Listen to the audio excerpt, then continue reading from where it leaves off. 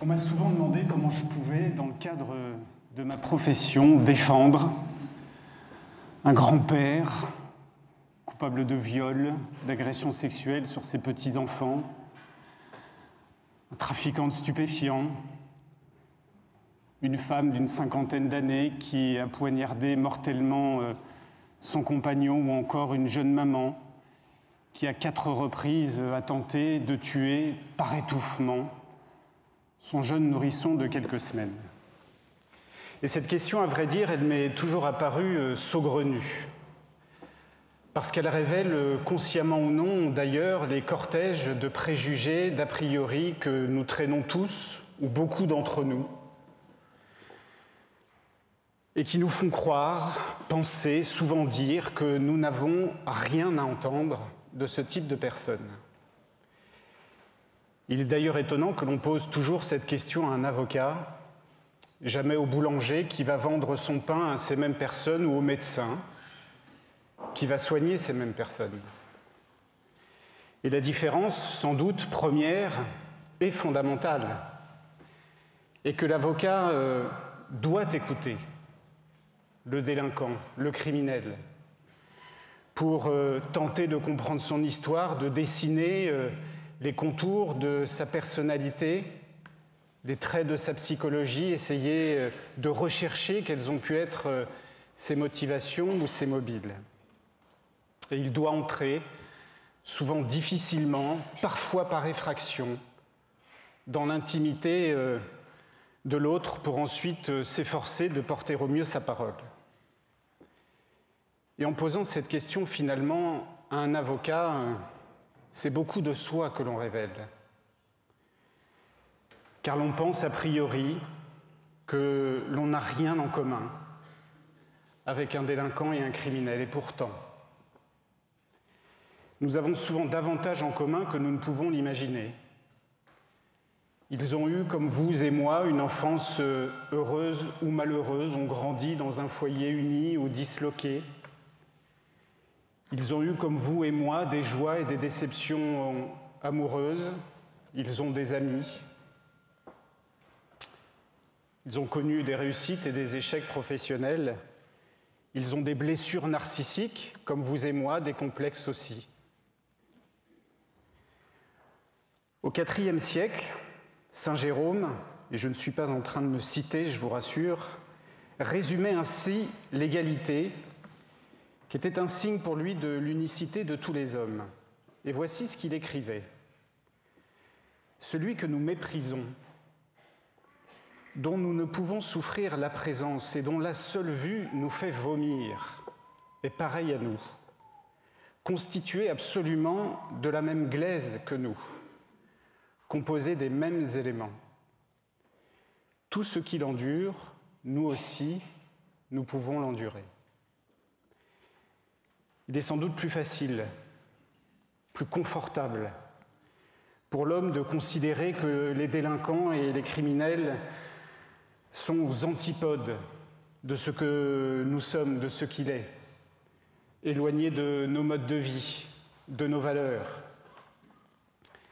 Et ce réflexe de mise à distance vis-à-vis de ceux que notre société sanctionne à juste titre d'ailleurs, se fait aussi, malheureusement, à l'égard de ceux qui sont plus ou moins éloignés de nous, différents de nous, sans être pour autant des délinquants et des criminels.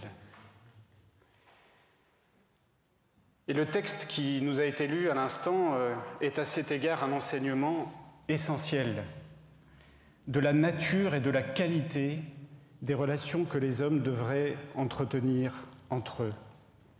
Et ce texte nous rapporte les paroles de celui que l'on appelle Jésus. Et il est, pour les croyants que nous sommes ou que nous nous efforçons d'être, l'incarnation de Dieu sur terre, le père fondateur du christianisme et de ses valeurs qui ont traversé les siècles jusqu'à aujourd'hui. Pour d'autres, athées ou agnostiques, et je pense ici en particulier à certains de nos philosophes contemporains les plus médiatiques, André Comte-Sponville, Luc Ferry, il est un sage ou un révolutionnaire de son temps, mais dont les principes et les enseignements importent dans la structuration d'une vie sociale harmonieuse. Alors finalement, que vous soyez croyant ou non, et en raison de ce que la figure de Jésus représente, historiquement pour les uns, philosophiquement pour les autres, il me semble, en tout cas que ce texte qui nous rapporte ces paroles mérite toute notre attention. Et ce passage s'inscrit dans un long discours que l'on appelle le Sermon sur la montagne, et dont le texte biblique nous indique, par quelques détails, qu'il a une vocation universelle.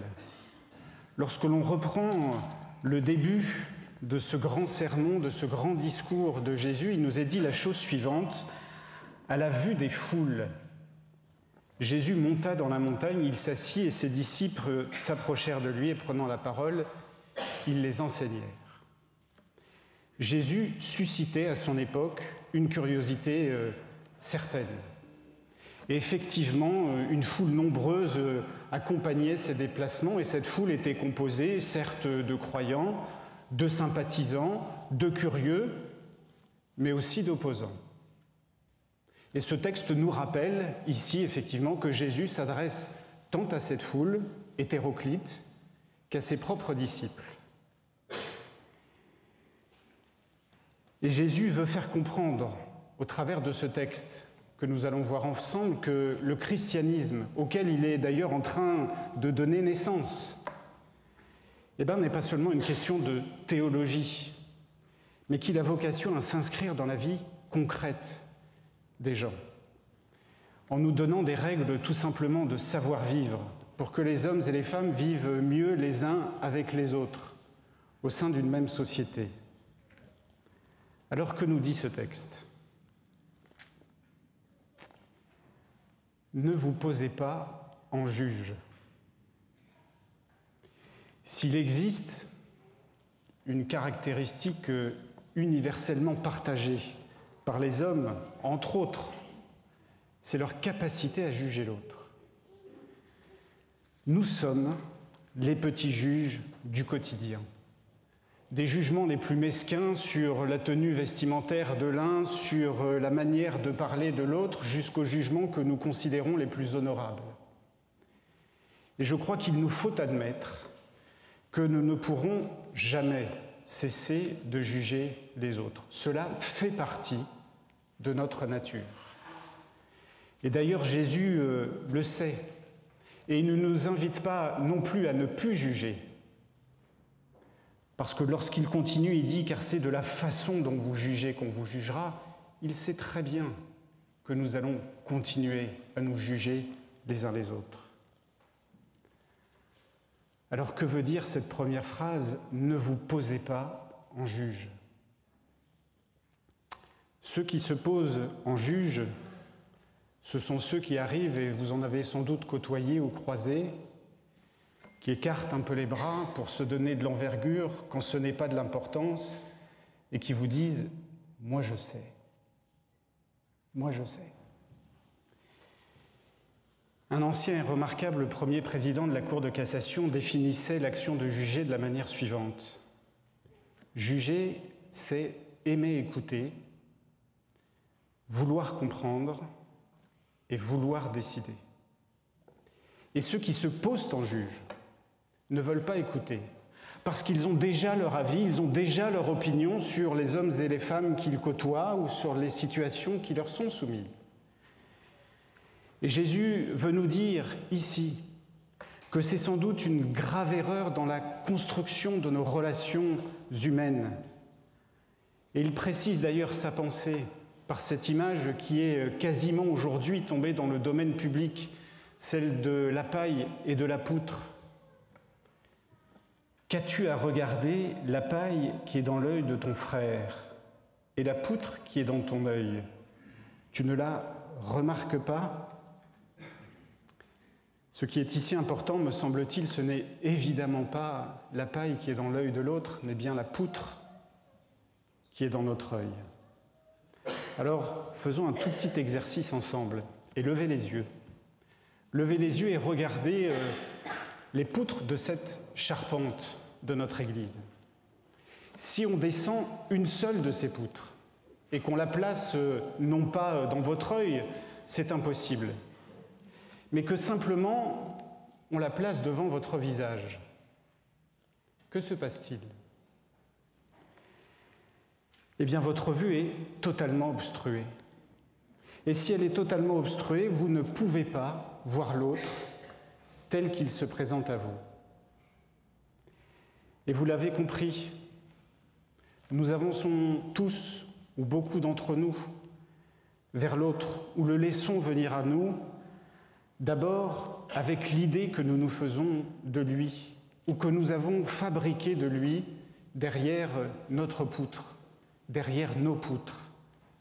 La poutre nous empêche de voir l'autre tel qu'il est, tel qu'il veut se présenter à nous, avec ses qualités, avec ses défauts, avec ses joies, avec ses peines, avec ses valeurs, mais avec ses errements aussi. Et quand Jésus interroge sur le fait de savoir si nous ne remarquons pas la poutre qui est dans notre œil, eh bien, il veut nous dire, nous rappeler, me semble-t-il, la puissance de nos préjugés, de nos a priori et l'habitude que nous avons prise les uns et les autres de les employer pour entrer en contact avec l'autre. Et l'être humain est ainsi fait, et Jésus le sait, que le discours, le langage que nous allons employer à l'égard de l'autre s'inscrit souvent dans le régime de la réciprocité. Il continue, car c'est de la façon dont vous jugerez qu'on vous jugera, et c'est la mesure dont vous vous servez qui servira de mesure pour vous. Si nous abordons l'autre avec nos préjugements, et souvent la radicalité ou le manichéisme qu'ils emmènent avec eux, eh bien il y a fort à parier que par un effet mécanique, quasiment de miroir, il soit porté également sur nous-mêmes un jugement peu nuancé, tronqué, qui sera de nature à nous blesser.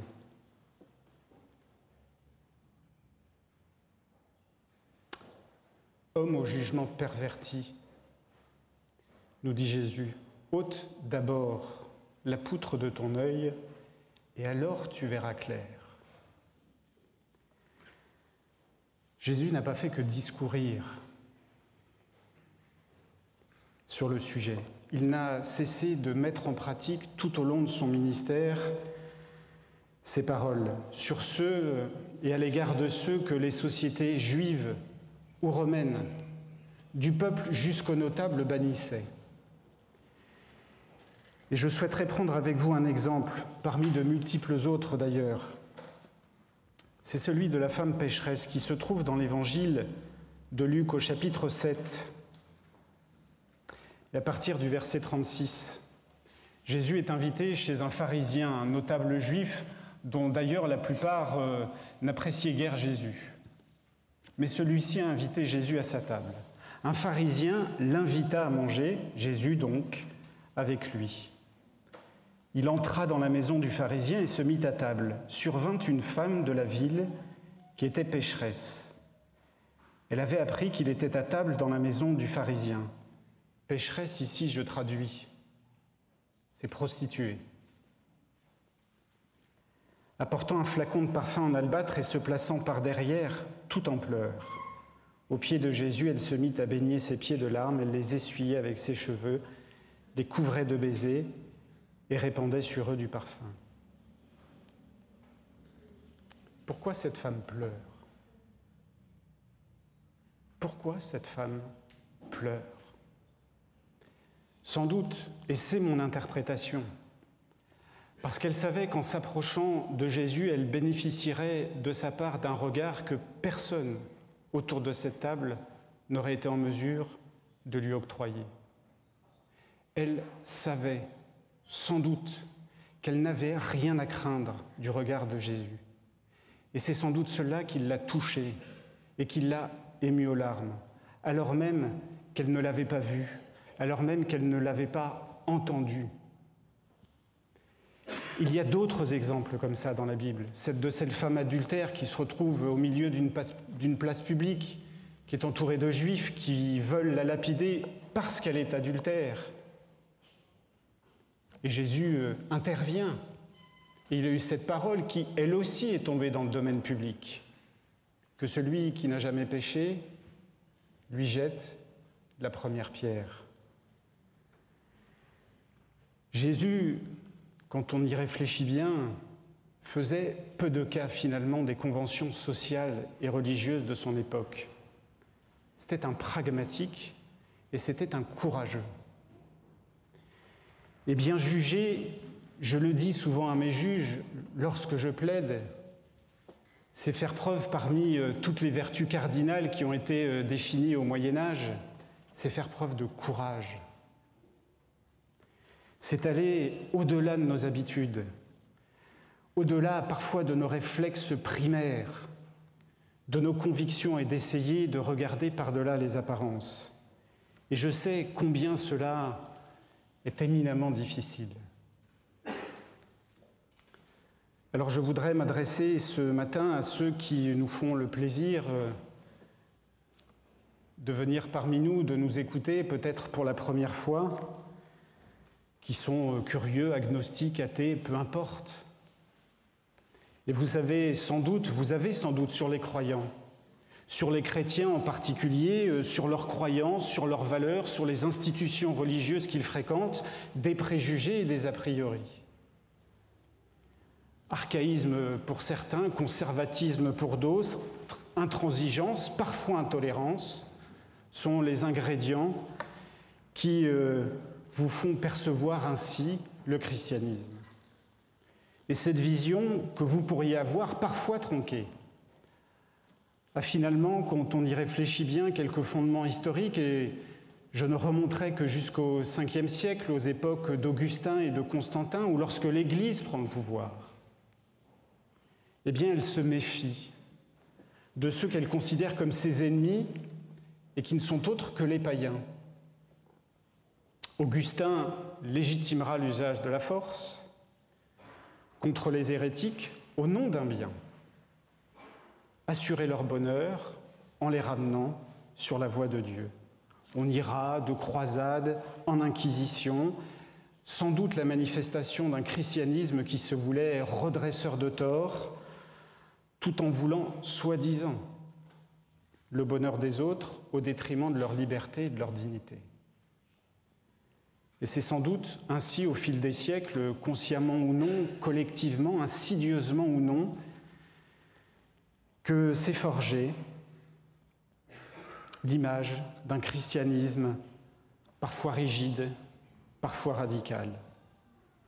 Et aujourd'hui, sur certains sujets brûlants qui traversent notre société, la communauté des croyants, ou en tout cas une partie d'entre elles, avec les églises, entraînent, par leur prise de position, parfois radicale, souvent maladroite, quelquefois intolérante, la réactivation puissante de ces préjugés et de ces a priori que nous pourrions avoir sur le christianisme.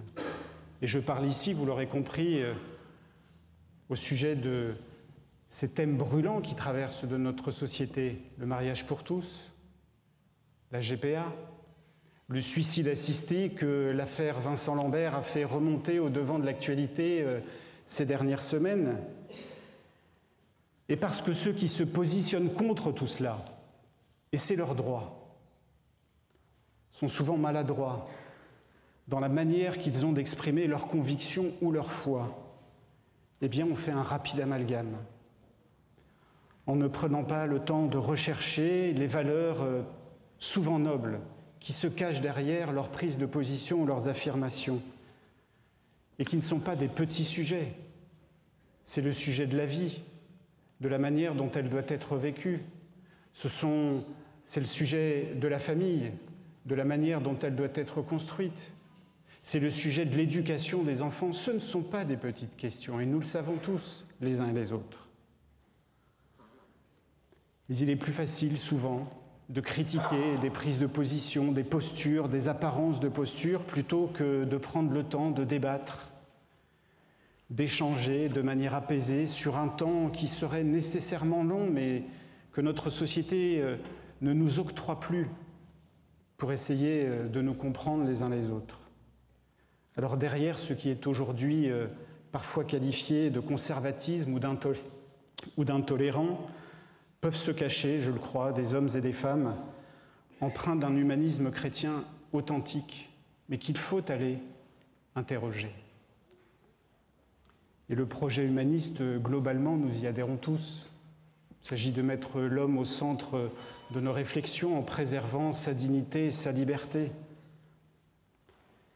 Je voudrais simplement ici rappeler que la plupart des philosophes des Lumières sont restés croyants et qu'ils se sont justement inspirés de l'Évangile, de son éthique pour construire une morale laïque. Alors peut-on, de manière péremptoire, généralisée, ne voir que dans la religion chrétienne ou dans d'autres d'ailleurs, en fonction des positions qu'elles adoptent, des rejets de l'autre, des propos discriminants. Le christianisme comme l'humanisme laïque ont une volonté commune, je le crois. C'est celle de vouloir et de rechercher le bien de chaque individu et d'une société tout entière. Les chemins empruntés, les arguments invoqués sont parfois radicalement différents, c'est vrai. Mais cela justifie-t-il qu'il y ait des stigmatisations réciproques ? Chacun a ses poutres, chacun a ses pailles. Et cela ne doit pas nous empêcher d'entrer en dialogue les uns avec les autres. Et croyez bien que je ne critique pas, peut-être ceux d'entre vous qui percevraient les chrétiens ou les croyants comme cela, parce qu'il faut bien le reconnaître, et je suis de cela, que le christianisme dans sa globalité survit dans un conservatisme qui constitue son principal carburant. Parce qu'il est rassurant, des temps que chacun qualifie de troublés, où les valeurs s'étiolent, de se dire que l'on a des convictions, des principes forts, et qu'à l'intérieur de ceux-ci, eh bien, on se sent en sécurité. Je vous renvoie à ce sujet-là, un excellent ouvrage de Boris Cyrulnik, La psychothérapie de Dieu, qui explique ce phénomène, mais qui vaut pour les croyants, mais qui vaut tout autant d'ailleurs pour les non-croyants, qui sont également bien à l'abri, bien en sécurité dans leurs croyances et leurs convictions, comme si finalement les convictions, les idées de l'autre constituaient en elles-mêmes une menace pour les nôtres.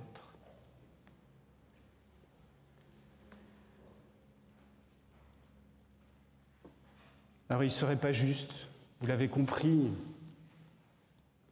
par équité, de ne s'adresser qu'à ceux qui nous font le plaisir de nous rendre visite ce matin ou de nous écouter peut-être pour la première fois, sans avoir quelques mots aussi à l'égard de ceux qui fréquentent de manière habituelle cette Église.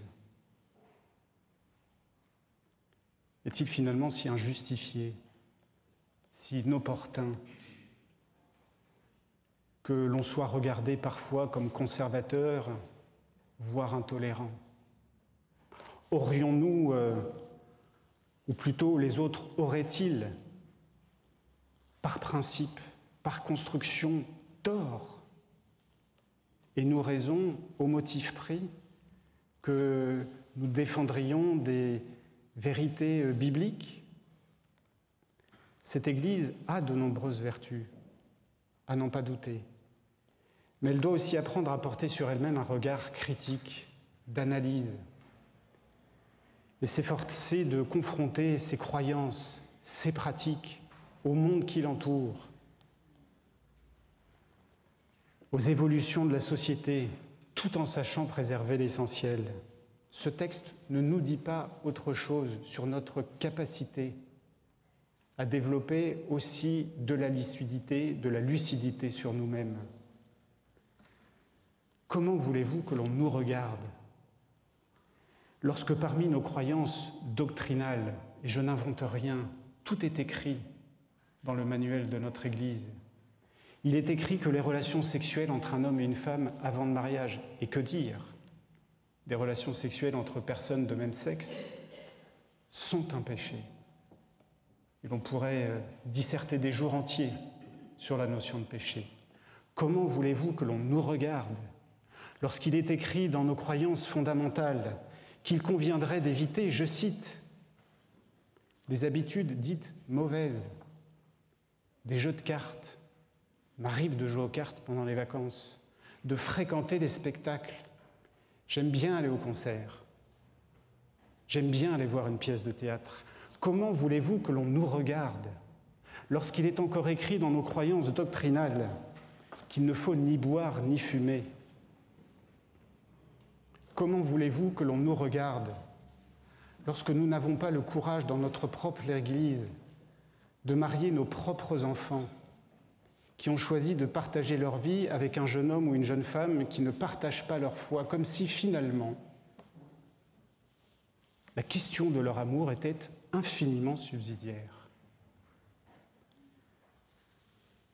Ce sont là, peut-être aussi, nos poutres et nos pailles qui nous contraignent à voir les autres comme trop éloignés de nous, de nos principes, pour les laisser s'approcher de nous ou aller vers eux. Et par ce message qui nous est proposé, Jésus nous laisse, je le crois, la possibilité d'un progrès pour nous rapprocher les uns des autres.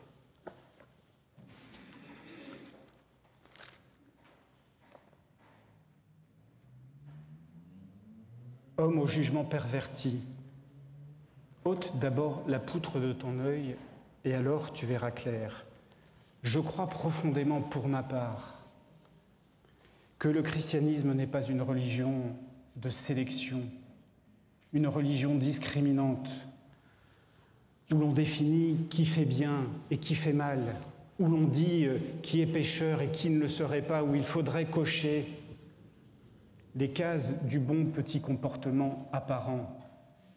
Le christianisme n'est pas une religion de sélection, c'est d'abord et avant tout une religion d'accueil. Et Jésus a d'abord et essentiellement accueilli ceux qui étaient fondamentalement différents de lui, par leurs pratiques de vie, par leurs valeurs, par leurs ambitions, par leur morale. Et ce que vient aujourd'hui nous rappeler la personne du Christ, c'est que l'obstacle premier à l'accueil, ce sont nos petits jugements, ce sont nos a priori, ce sont nos préjugés sur ceux qui ne nous ressemblent pas. Apprendre à juger. Vous l'aurez compris, c'est d'abord savoir accueillir. C'est un projet de vie pour chacun d'entre nous à titre individuel, pour toute collectivité, et l'Église en est une. Alors je veux encore ici m'adresser à ceux qui nous écoutent ou nous rendent visite pour la première fois. Vous l'aurez compris, cette Église n'est pas une micro-société idéale où il n'y aurait aucune tension, aucune réalité, où les préjugés n'existeraient pas. Vous dire le contraire serait vous mentir, ce serait vous vendre un rêve qui serait rapidement déçu. En revanche, et j'espère que vous l'aurez constaté, c'est un lieu où nous pouvons échanger, où nous pouvons confronter nos opinions, nos avis de manière libre, dans le respect, dans la tolérance, ce qui semble parfois manquer cruellement dans d'autres sphères de la société.